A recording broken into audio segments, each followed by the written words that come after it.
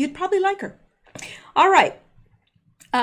Martha, this is from Martha Duke. It said, it would be a shame if this old 1998 video of Nancy Pelosi got retweeted all over Twitter. Now, why would she want this retweeted all over Twitter? Well, let's listen to it and see if it corresponds to anything that might be going on presently. Yeah, it's only a minute and 24 seconds. You know, I hate to have you listen to Nancy Pelosi, but sometimes it's necessary. So let's suck it up. The Republican majority is not judging the president with fairness, but impeaching him with a vengeance. In the investigation of the president, fundamental principles which Americans hold dear, privacy, fairness, checks and balances, have been seriously violated. And why? Because we are here today because the Republicans in the House are paralyzed with hatred because the Republicans in the House are paralyzed with hatred. Now, this is the impeachment of Bill Clinton.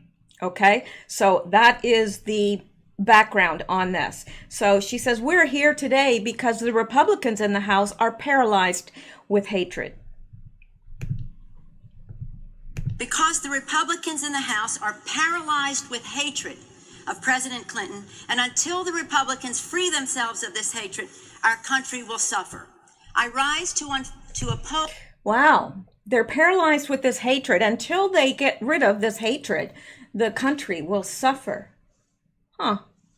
Interesting. These unfair motions which call for the removal of the President of the United States from office, and in doing so wish to point out some differences between the investigation of the President and the investigation of Newt Gingrich.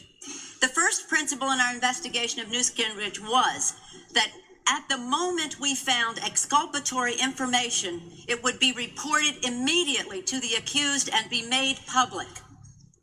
The independent counsel knew that the president was exonerated when Travelgate, Whitewater, and Filegate, and he held that information until the hearing, indeed until after the election. This was not fair. Indeed, it is the responsibility of any prosecutor to immediately release information that is exculpatory. Oh, did they do that for President Trump? Release any information that was exculpatory? Of course not.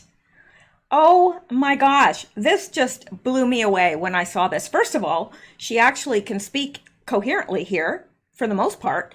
So anyway, I can see now why she is a politician and has been a politician for a long time, because back then she was not stumbling around and unable to speak as she is now. But it struck me as a little bit ironic that she's saying this, and really, if you just switch a few names around, it could apply today to the Democrats and to the situation with Trump.